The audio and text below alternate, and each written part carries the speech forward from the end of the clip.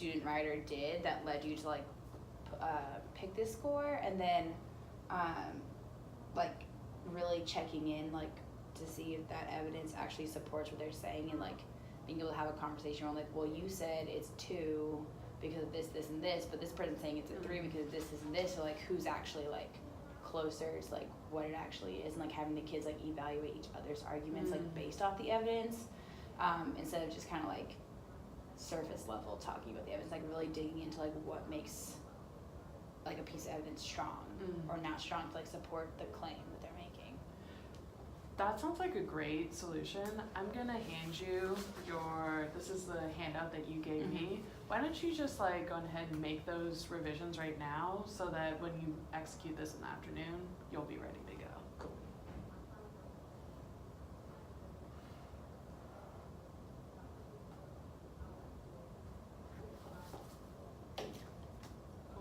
Perfect.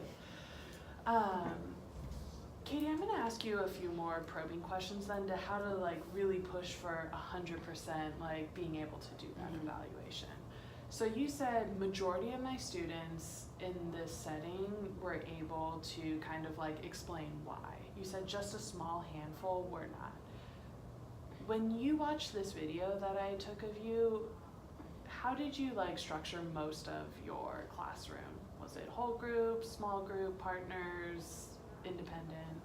It was mostly whole group, and like gave kids time to like break out and like work in groups and things like that, but it's mostly like whole group, and like certain kids are answering questions, and like I know for a fact like that those kids are getting the answer right, or those kids are not getting the answer right, but there are some of my kids that are a little more introverted and like aren't going to be the ones to like raise their hand and answer, that like kind of live in that like gray area of like I'm not 100% sure if they understand or not.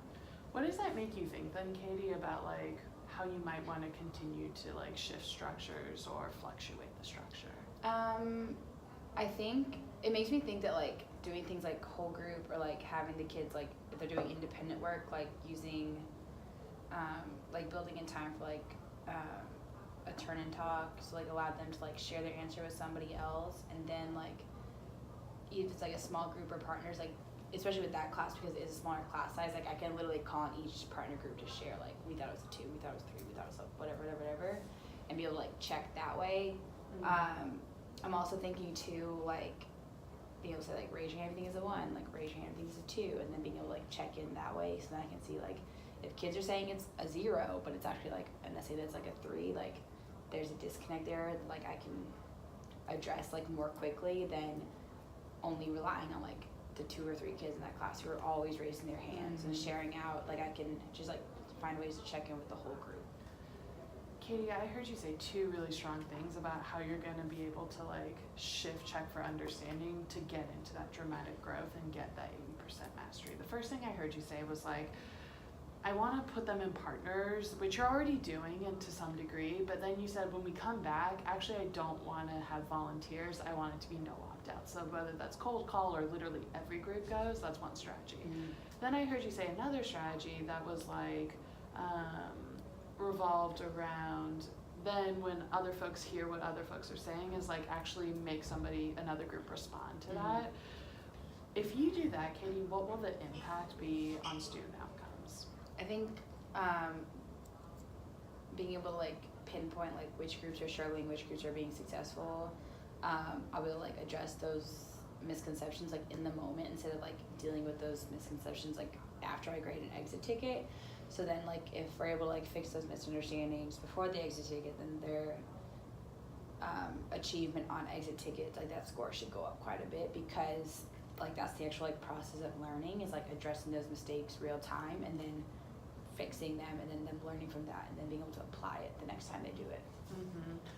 Katie, when you watch this video, who are the 5 students who you're like, I actually need to either do a cold call or have them respond to another group and like say their rationale in the moment? I'm thinking like Nate and Dwayne for sure, and like Jonathan and Melvin, who like Nate and Dwayne are definitely more like participatory than Jonathan and Melvin, but they're often wrong. And I think they need more support in like the why behind things. So I think like giving them like a little more scaffolding, like checking in with that group and being like, okay, like this is your answer, but like what's the why behind it, like while they're doing partner work is good for that they need. But then Jonathan and Melvin are definitely a little more shy and will just like kind of go with what other people are saying. So like going with them, like checking with them like individually, like having like that one-on-one conversation of like what do you think it is, and like probing them like in the moment,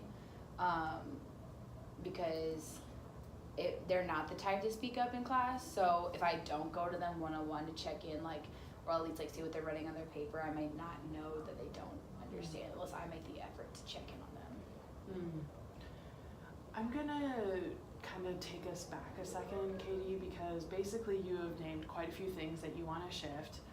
So in a second, I'm gonna have you like write down all the commitments you have, and then we'll problem solve around that. But I want us to kind of like reground in purpose, right? Like it's easy for you and I to talk about today when I'm here.